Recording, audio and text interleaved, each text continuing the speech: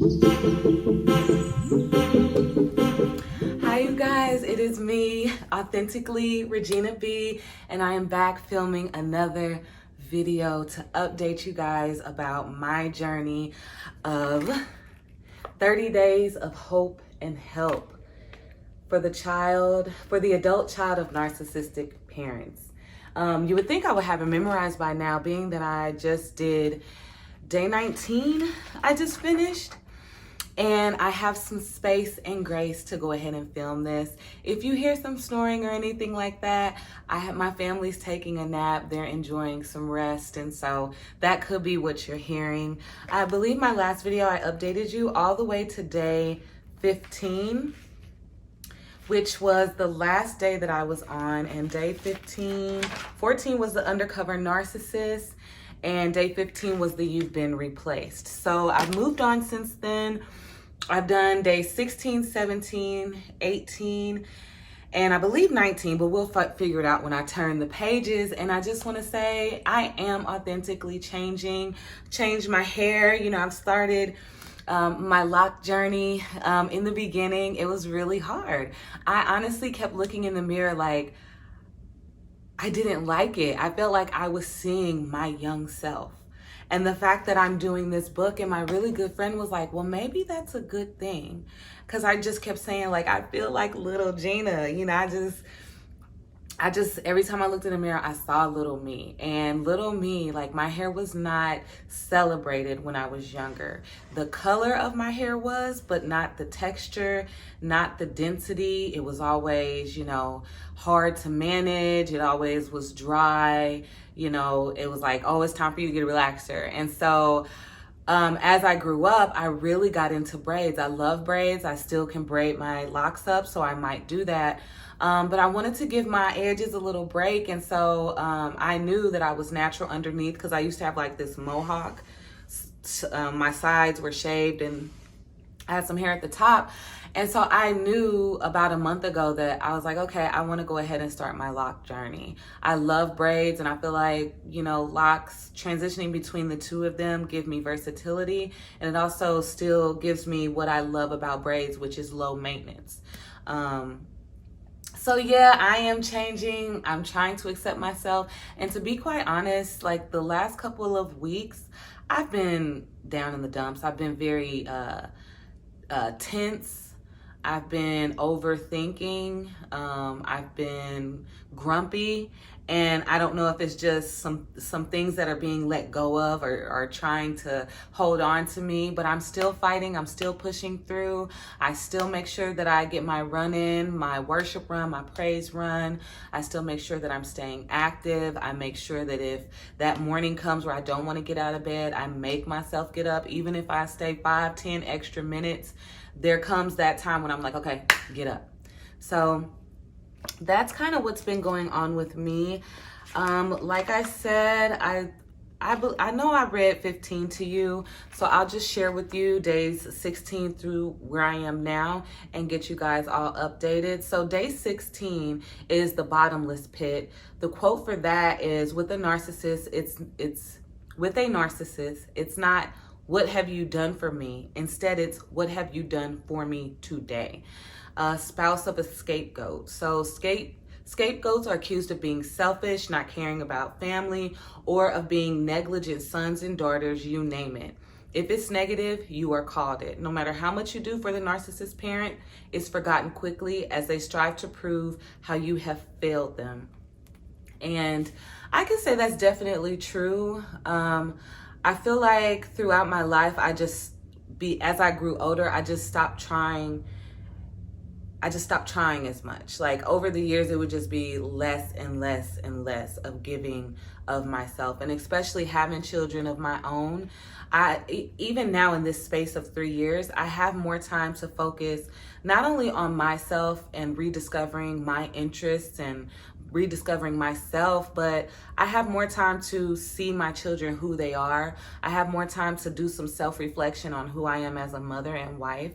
And instead of overly focused on outside sources, you know, I'm more in tune with, okay, so What do you want your future to look like? How do you want to be with your children? Embrace the things that you've picked up along the way that you need to drop. So, but that's very, very true. And I feel like that could be why a lot of us that have gone through this, we feel like failures. We feel like failures. I know for me, I start and stop a lot of things. And I think it's because deep down, you know, I'm afraid of failure, because then I am a failure. And I'm not a failure. You know, you got to make mistakes. You got to mess up several times before you can get things, you know, near perfect. Nothing will ever be perfect. So the affirmation for day 16 was, I am a good and loving person. I need no one else to confirm that. What this means to me, I said, I don't need to be validated. I don't need to prove that I am good or that I am a good or loving person. I confirm it. So I really, really like that. And it just made me think, like, you don't need validation. You don't need people to tell you that you're a good and loving person. You are a good and loving person. She has a mind of Christ. She will not fail. So if I have a mind of Christ, I'm a good and loving person. So that one was fun. Journal to heal. And I'm sorry if I'm bumping and stumbling through my words and these sentences. I just want to get this done. I want to try to stay consistent with this channel before my babies wake up. So, journey to heal. The truth will set you free. Go back through the years and list all the ways you have been a good daughter or son to your narcissist parent. Recall the times you have forgiven them, the gifts given, family occasions you've hosted, the presents you've sent, financial support, all of that. So ways that I've reached out, I have forgiven with no apologies given. I have accepted your insults. I have had you over. I have sent you cards even when I was being given the silent treatment. I have taken your side. I have stood up for you. And then at the bottom, it has you write a note to yourself. I, Regina, take this list as proof that I am a good and loving person. I renounce feelings of guilt as invalid and instead rejoice in the thoughtful person I am.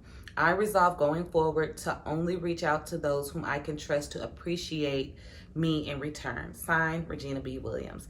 And the date on that was June 17. So let's go. So day 17 was lessons we learn.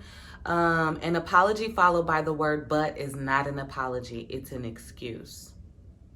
The first time the dog bites you, it's the dog's fault. The first quote was Debbie Tudor, the author of this, and the second one was West Texas Saying. So these quotes point out that the utter futility of going back into a relationship with our narcissistic parent again and again, somehow hoping that this time it'll be different. You know, that's true. And I had to acknowledge that within myself. So now if I do make a mistake with my children, we all are, but if I go to them and I'm like, wow, what I said was really, really harsh, I just say, I apologize. What mommy said was really, really harsh. I was feeling frustrated and I shouldn't have said it like that. Like, I don't try to put anything back on them. Even if what they were doing was frustrating to me, that doesn't give me an excuse to be overly harsh or to attack them or to snap at them. So that is something in my own life that I've had to work at and that I practice. I really do. The affirmation for today, I was not put on this earth to please others, but to live my best life.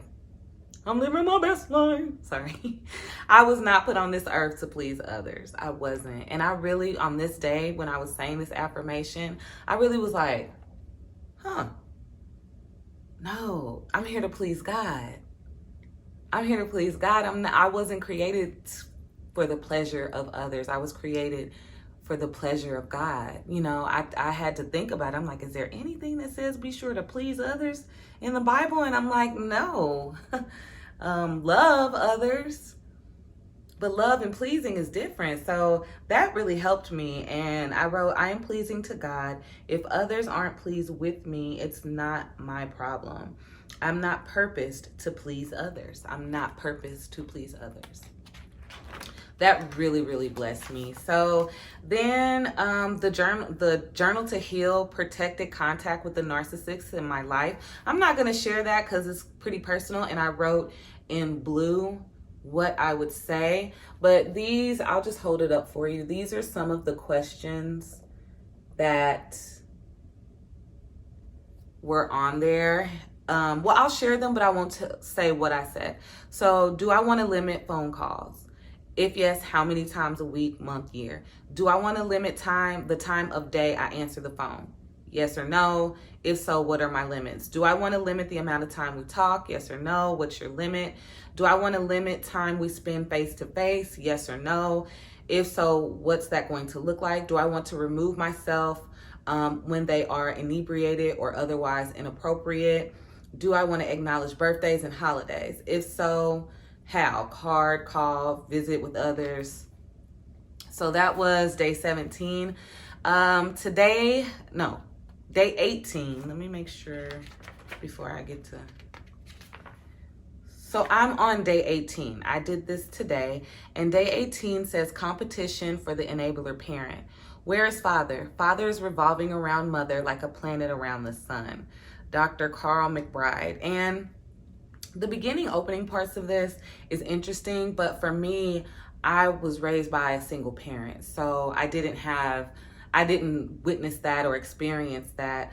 But it just says that a lot of people go along with, to break it down, it's basically saying that a lot of people go along with the narcissistic parent to keep the peace. So will I say there were others around when I was young that kind of saw it and wouldn't say anything? Yeah. Why? To keep the peace? Yeah. To not upset that person. But, for this, it's like that wasn't really something that I witnessed or saw. The affirmation is, I deserve a loving, respectful, and attentive mate and will accept no less in life. If I don't have this, I will thrive alone. Because at the end of this page, she talks about how when people witness that in their home between their mother and their dad, that dynamic of dad being solely focused on mom, those daughters don't get the love that they need from their father, so they end up in really bad relationships because they're just so needy for love and acceptance. And so that's why, but I kind of went through that as well, but I also witnessed abuse, so I knew what I just was of the mindset of what I was not going to accept. But again, the affirmation, I deserve a loving, respectful, and attentive mate and will accept no less in life. If I don't have this, I will thrive alone. Amen.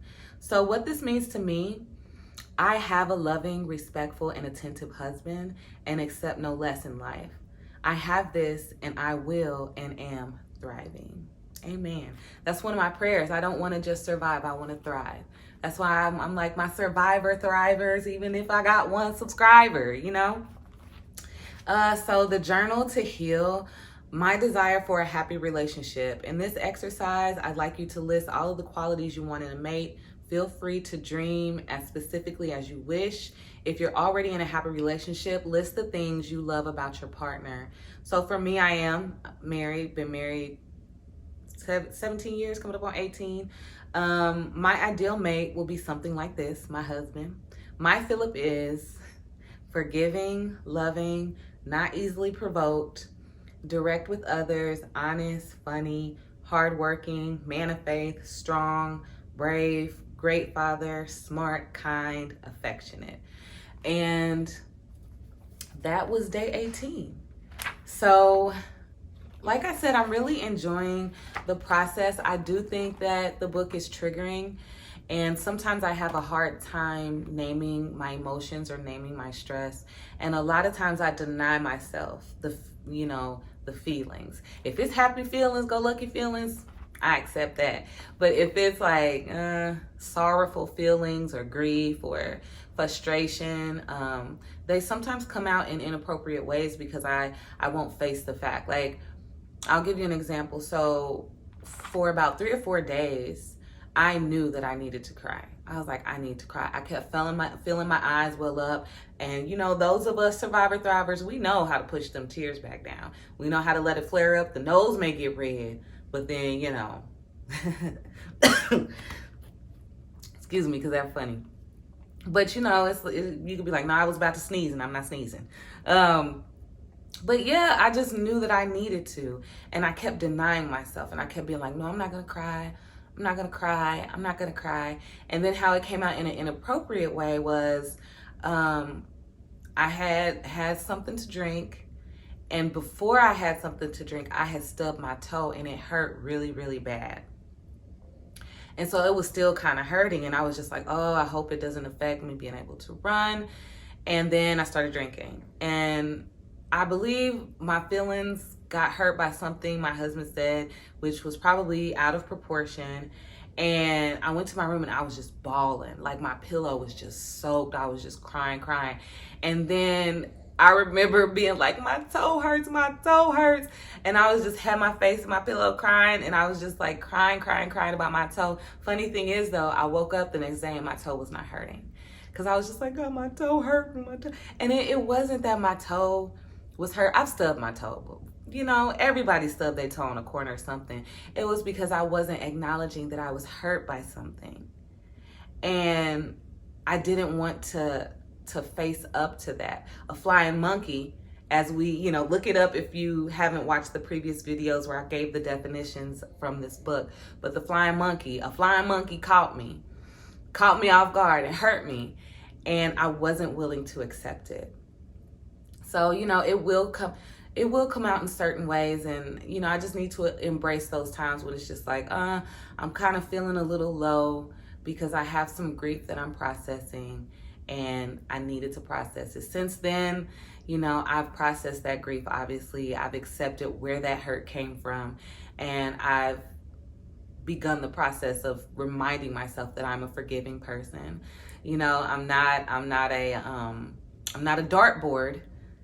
Definitely not a dartboard. My heart is not a dartboard, but I am a forgiving person, So that's kind of where I've been at with this, but it's been a great journey. And I feel like not only will it just help me as a woman, I feel like it will help me as a mother as well. Because like I said in previous videos, if I wasn't aware of some of these things, I wouldn't be aware to say that I'm doing those things too. Take that magnifying glass and turn it inward and acknowledge and accept the things that I do as well, so that I can be aware of them, so that even if I make the mistake, I'm still aware, and so I can correct it and try to do better. That's all we want to do. We want to try to do better. I would not want any of my children to face some of the insecurities that I've had to face, some of the mindsets that I've had to overcome. I wouldn't want that for them. I want the best for them. And so in order for them to be the best, I do have to be my best. And that's what I strive and thrive to do daily. I just want to say thank you guys so much for watching these videos. Thank you to my one subscriber. I need to check and see if I have any more, but that's not really why I'm doing it. Like Ben Corson said, it's not about views. It's not about subscribers. It's about content. And for anyone out there that's like me, or that has gone through some of the things that I've gone through, that you just are scrolling through YouTube and you're like, I want to find someone that, looks like me or sounds like me or has some of the same experiences that I've had. I want to see, how, or if you just are interested to see how this will help transform me into a better version of myself, I want to share it with you, and I want to help you. I want to help you. There's so many different resources out there to help you, and I really want to be one of those resources. So thank you so much for, supporting the channel. If you haven't already, please subscribe, hit that thumbs up button, leave a comment. And as always, I love you, and I want you to know you are worthy. Peace.